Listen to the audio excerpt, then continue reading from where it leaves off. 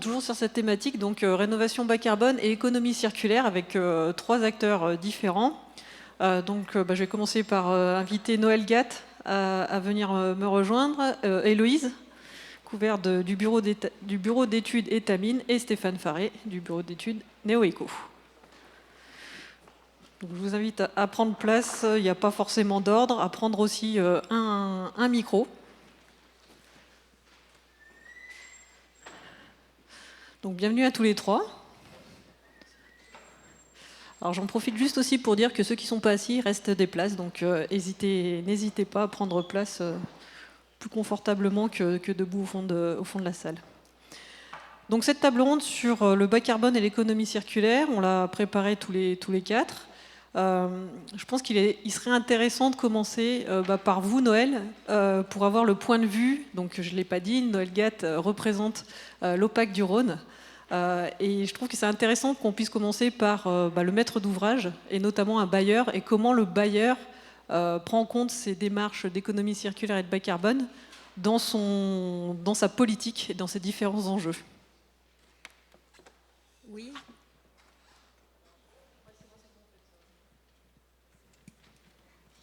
Oui, ça marche. Oui, bonjour, merci de m'avoir invité à cette table ronde. Effectivement, moi je représente la direction de l'aménagement et du renouvellement urbain de l'OPAC du Rhône, qui est un bailleur social qui agit sur tout le département du Rhône. Et notre position, elle est un petit peu, elle n'est pas forcément technique. Voilà, c'est une démarche volontaire qu'on a engagée sur l'économie circulaire et solidaire à l'échelle du territoire du département du Rhône. Nous avons tout un programme de démolition sur ce département. Presque 1000 logements sur des territoires qui sont détendus, comme le territoire de l'Ouest rhodanien, qui est un territoire au nord-ouest du département, qui regroupe une trentaine de communes et à peu près 50 000 habitants, qui est un secteur détendu. Et puis des démolitions aussi sur des bâtiments obsolètes qui sont en quartier politique de la ville.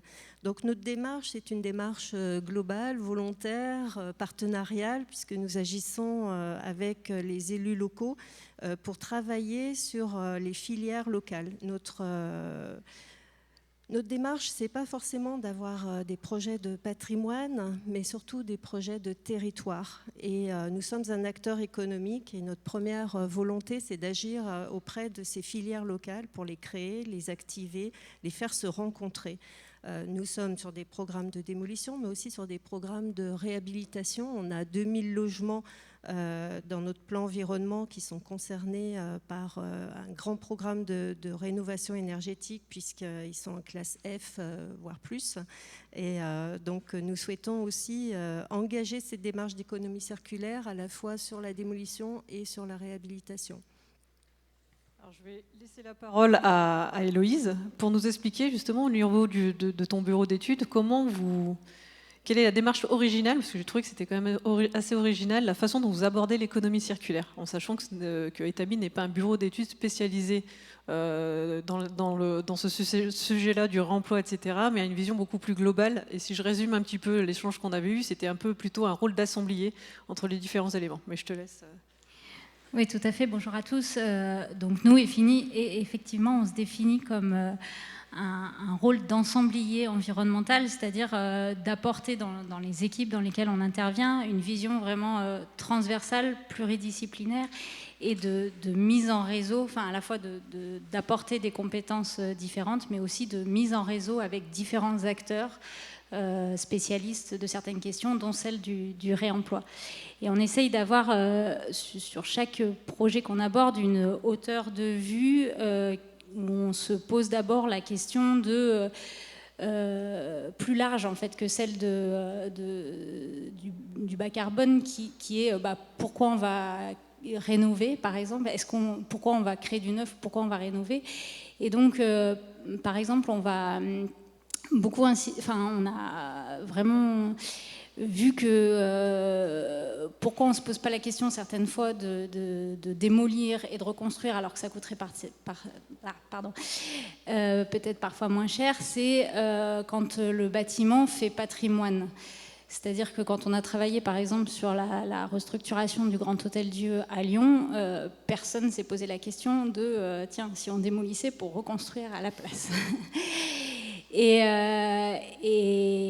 du coup, tout l'enjeu, ça va être de créer des bâtiments qui s'inscrivent dans le patrimoine d'une ville pour ensuite qu'on se pose plus cette question-là, parce qu'en fait, la rénovation, peut-être qu'on ne va pas arriver à rénover de manière aussi performante que des bâtiments neufs, parce qu'on a plein de contraintes techniques et architecturales, mais on va gagner sur le bas carbone en général, puisqu'on va conserver déjà intrinsèquement une grande partie des matériaux. Et ensuite, le fait de rénover apporte aussi des grandes qualités aux bâtiments intrinsèquement, puisque souvent c'est des bâtiments qui ont des qualités d'usage des fois plus importantes, qui sont situés en centre-ville et du coup des problématiques de mobilité moindre. Et tout ça, c'est hyper important dans une stratégie bas carbone globale, en fait, plus globale que simplement celle du matériau et du choix des matériaux. Donc c'est cette vision-là qu'on essaye de porter. Et du coup, quand on est un bureau d'études, pour le coup vraiment spécialisé sur ces sujets-là, à quel moment on nous fait intervenir? Est-ce que les maîtres d'ouvrage sont déjà sensibilisés? Est-ce qu'en fait ils viennent nous chercher, mais souvent c'est déjà trop tard? Comment un bureau d'études comme Neoco s'articule au milieu de toute cette chaîne?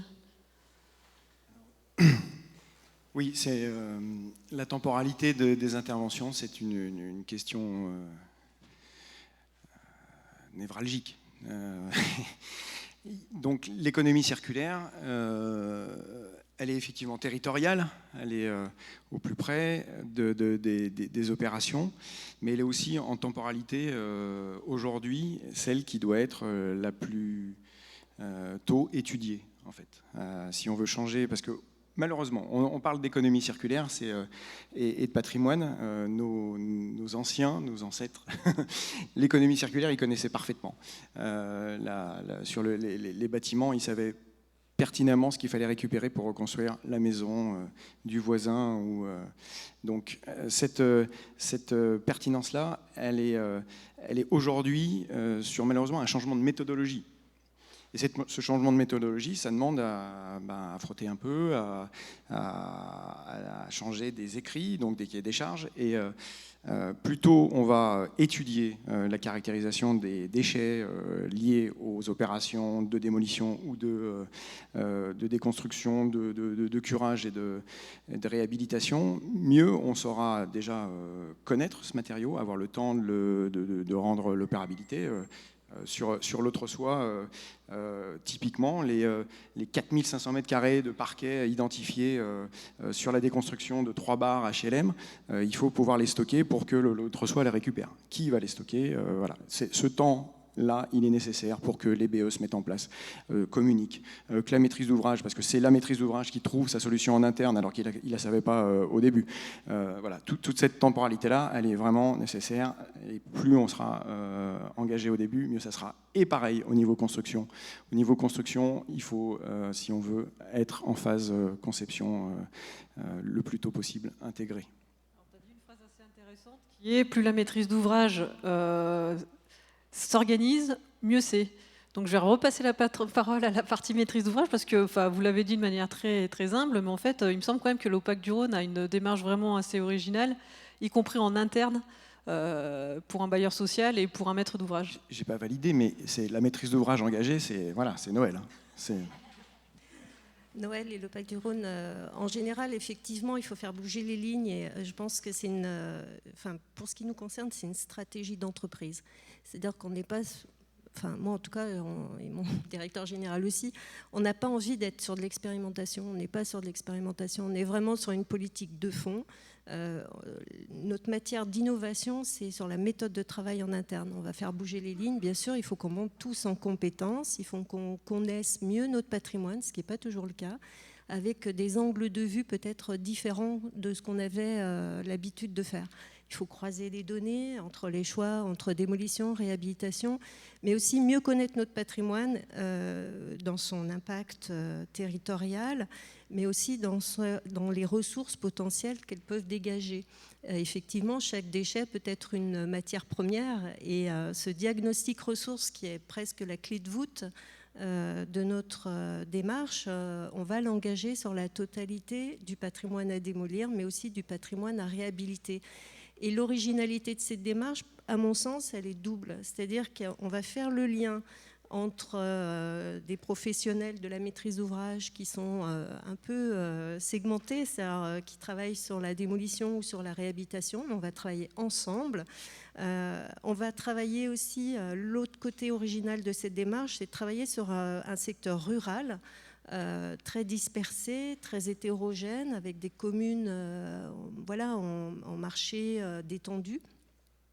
Et donc de s'appuyer sur les filières existantes, de les dynamiser, les faire se rencontrer. Donc c'est la première chose qu'on a fait, c'est on est allé voir ces potentielles entreprises par l'intermédiaire du politique, parce que sans les élus, c'est compliqué aussi d'activer le monde économique local. Il faut le connaître, il faut l'identifier, il faut le rassurer, il faut l'impliquer.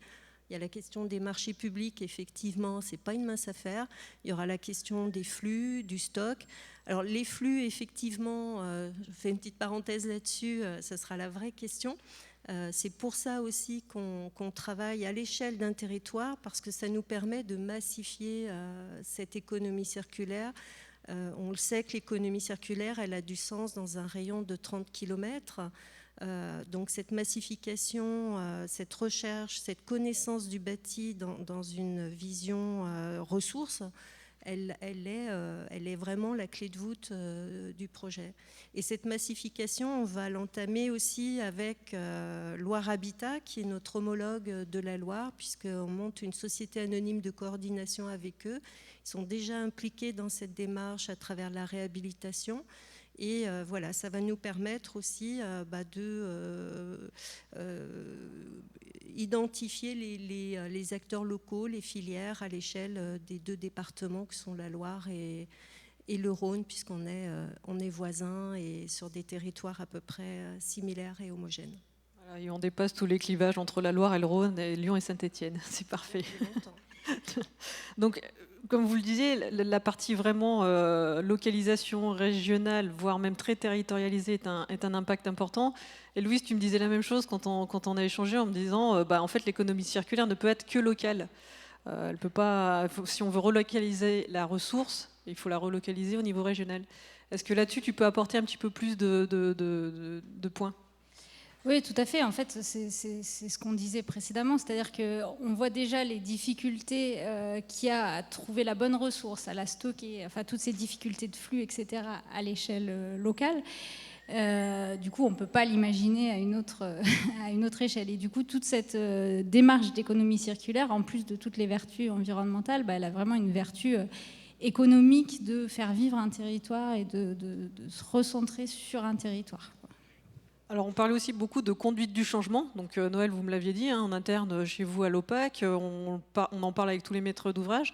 Toi, Stéphane, ça fait quand même donc maintenant quelques années que tu travailles sur ce sujet. Est-ce que cette conduite du changement, enfin en tout cas ce changement, tu commences à le ressentir dans les demandes ? Est-ce que tu sens qu'il y a plus de marché, il y a plus de demandes, il y a plus d'enjeux en fait derrière tout ça, et ces enjeux commencent vraiment à être pris en compte ? Alors oui, ça permet de rebondir sur, effectivement, NeoEco, c'est 12 ans de retour d'expérience.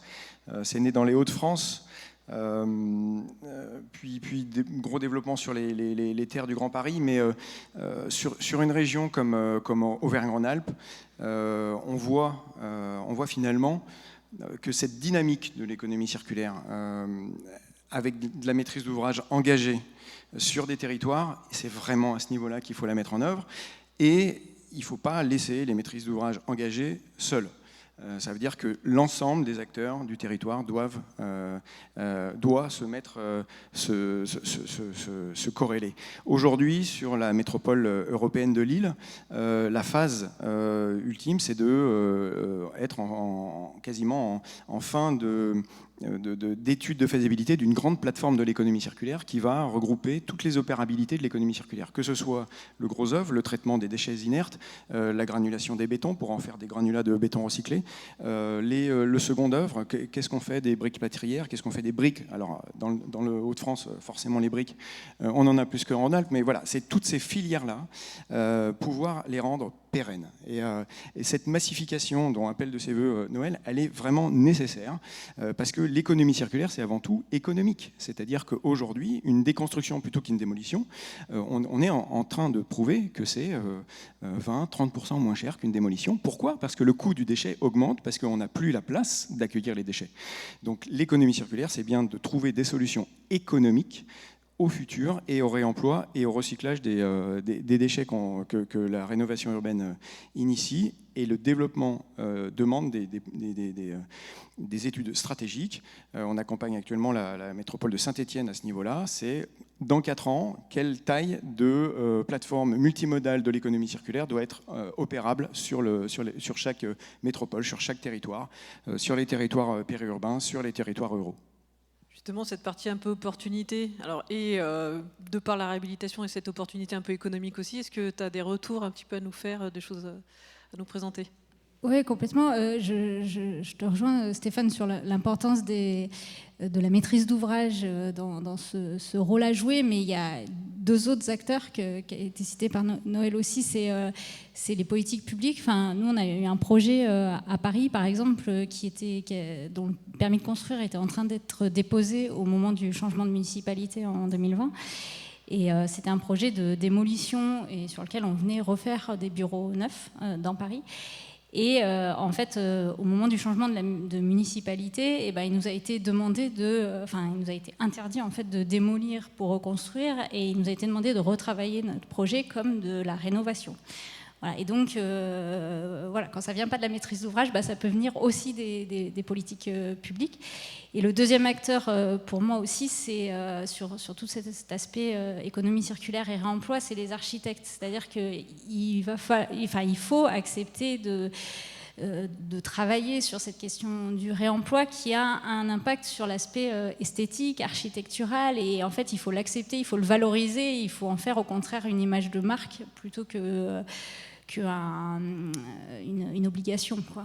Voilà. Et il faut accepter que le projet ne sera peut-être pas uniforme, que les projets ne seront pas uniformes, mais au contraire d'en faire une richesse, quoi. Voilà, donc amis architectes dans la salle, on compte sur vous aussi sur ce sujet-là. Il y a autre chose aussi, c'est que l'économie circulaire, jusqu'à il n'y a pas très longtemps, restait un petit peu un concept. Et tous, vous m'avez dit, il faut que ça soit aussi une application de terrain. On l'a vu dans la présentation précédente avec l'autre soir.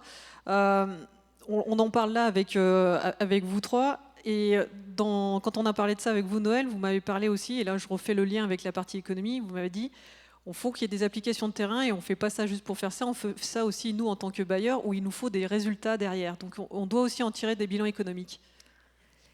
Et oui, la particularité d'un bailleur social, c'est qu'il construit son propre patrimoine pour des durées au départ qui étaient assez longues. Maintenant, on voit qu'elles sont de plus en plus courtes. Mais j'entendais dans une autre conférence ce matin qu'il faut que le bâtiment dure le plus longtemps. Il faut que le stock soit géré avec des changements d'usage à l'intérieur de ce bâtiment. Donc, oui, effectivement, on est sur l'implication locale. Il faut une application terrain. Moi, je ne suis pas là pour faire des concepts, je ne suis pas une technicienne. Voilà, mon rôle, c'est vraiment d'animer, dynamiser, faire que les gens se rencontrent et diffuser l'information parce qu'elle ne nous appartient pas. Je pense que c'est la particularité de l'économie circulaire, c'est que sur tel projet, il y aura une astuce pour trouver la réutilisation de telle matière première, ou de telle matière première réutilisée. Et ça doit se faire savoir, parce que les filières, elles se créent à partir de ces expérimentations. Et c'est un champ d'innovation, c'est un champ économique, c'est un champ créateur d'emplois, c'est un champ financier aussi qui pourra faire des gains. Et ça, c'est par la réalité de l'application terrain qu'on saura mesurer. C'est vrai que vous l'avez dit dès l'introduction, pour vous, l'économie circulaire, c'est aussi une économie solidaire. Solidaire, oui, parce que dans l'ADN des bailleurs sociaux, il y a toujours eu de l'insertion par l'emploi. C'est solidaire parce que ça permet de créer des filières locales et créer de l'emploi. C'est solidaire parce qu'on peut avoir de nouveaux métiers qui apparaissent grâce à l'innovation, mais grâce à la déconstruction. On le sait, il faut bien déconstruire pour démolir, mais après c'est valable aussi dans la réhabilitation, dans la construction. Donc je pense qu'il y a l'économie circulaire, c'est aussi une autre façon d'être dans la maîtrise d'ouvrage en lien. C'est un travail collectif en fait. Voilà, il n'appartient pas qu'à la maîtrise d'ouvrage ou qu'aux techniciens. On est sur un partenariat d'innovation et de recherche à mon sens. Voilà, c'est peut-être ça qu'il faut bien garder en ligne de compte. L'économie circulaire, c'est vraiment avec l'ensemble des acteurs et l'ensemble de la filière. Sur la partie solidaire, est-ce que vous voulez aussi réagir, rebondir ? Clairement, l'économie circulaire rendue opérable sur la sphère lyonnaise, c'est Mineka, structure associative avec 1000 m² de stockage potentiel pour des matériaux de réemploi. C'est une toute petite structure, Bobby Réemploi, avec 3 ou 4 salariés qui sont des gens extraordinaires et qui vous rendent capable, possible de faire des diagnostics, de mettre vos matériaux sur des plateformes dématérialisées. C'est Made in Past, capable de démonter, faire du curage sélectif pour que la ressource qui va être déconstruite va être réutilisable. C'est eux qui ont opéré le parquet qui va être réemployé sur l'autre soie. Ce sont des petites structures aujourd'hui. Voilà. Donc, comment on les fait monter en gamme, en taille, et tout ça, c'est très local, c'est de l'emploi local, c'est des gens ancrés sur leur territoire et qui apportent aujourd'hui toutes les solutions. Moi, je suis en train de relire un mémoire technique avec 3 démolisseurs qui se bagarrent pour avoir le marché. Chaque fois, qui est cité pour faire du réemploi, c'est ces 3 ou 4 structures-là. Donc, allons-y, travaillons à faire grandir cette partie économique qui est encore toute petite. Sur la partie solidarité, tout ça, voilà, tu rejoins le... Oui, je rejoins, effectivement, tant mieux si l'économie sociale et solidaire s'inscrit là-dedans. Nous, on est en SCOP, donc on fait partie de cette économie sociale et solidaire, et donc ça me parle d'autant plus. Voilà. Merci à tous les 3. Je vous garde sur la scène, puisque donc maintenant on a un petit temps d'échange avec la salle. Donc on a une dizaine de minutes de questions-réponses. Donc il y a un micro qui va circuler. Donc pour ceux qui auraient des questions sur ce sujet, n'hésitez pas à lever la main pour qu'on puisse vous identifier. Et donc même chose au moment où vous prenez la parole, juste de vous présenter.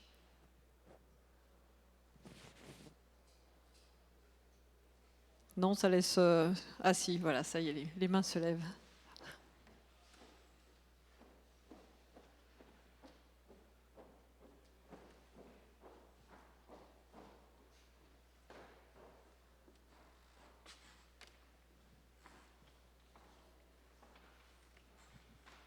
À nouveau, Frédéric Massip, donc société de conseil. Je fais aussi partie d'un comité de relecture d'une revue de presse spécialisée.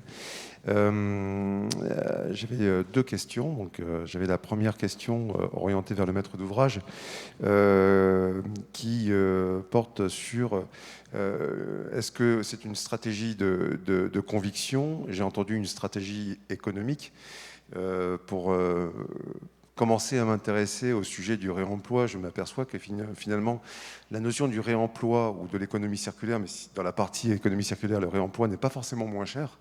C'est-à-dire qu'il y a un retraitement. Donc, le volet économique a été abordé avec quelques éléments de moins 30%, moins 20, moins 30% dans la déconstruction. Mais là, c'est la motivation en fait, du maître d'ouvrage qui est celui économique.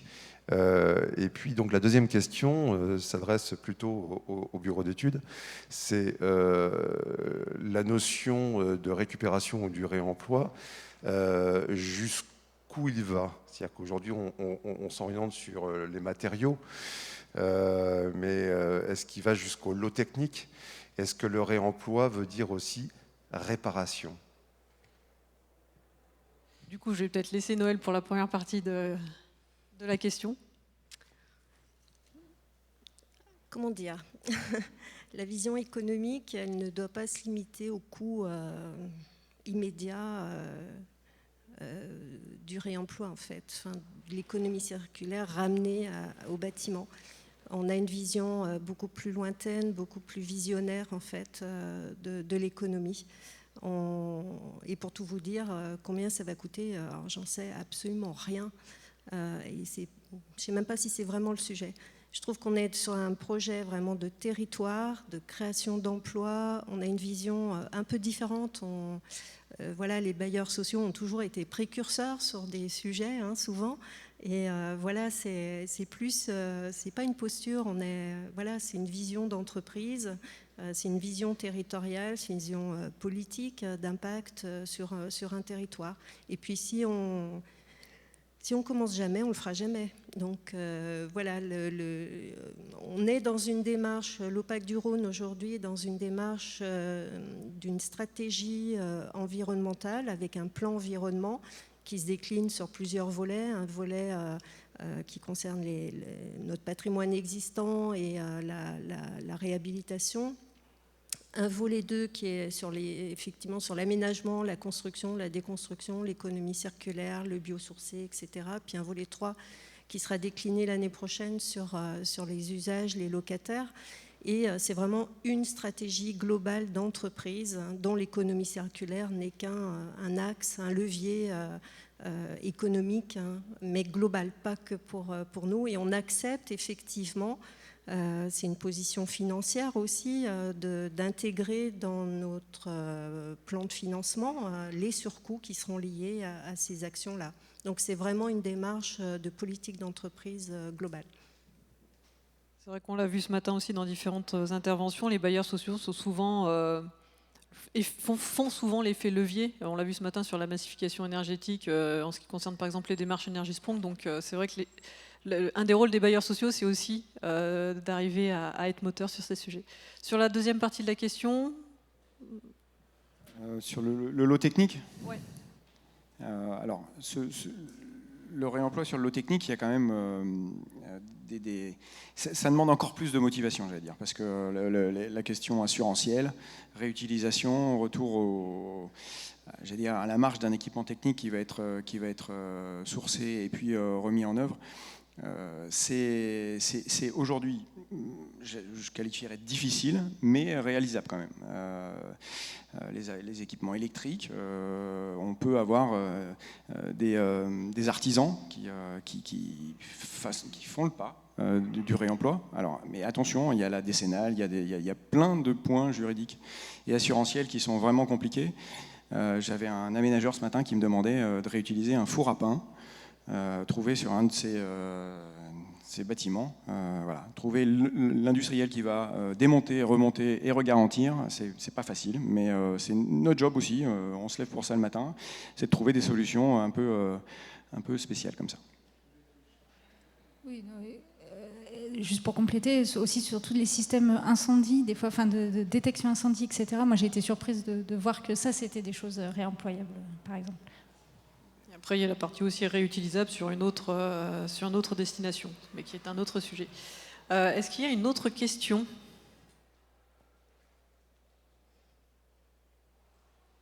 Non, c'est tout bon, c'est la dernière étape. Bon, avant de descendre manger. Merci à tous les trois. Je pense qu'on peut les applaudir pour leur investissement sur ce sujet.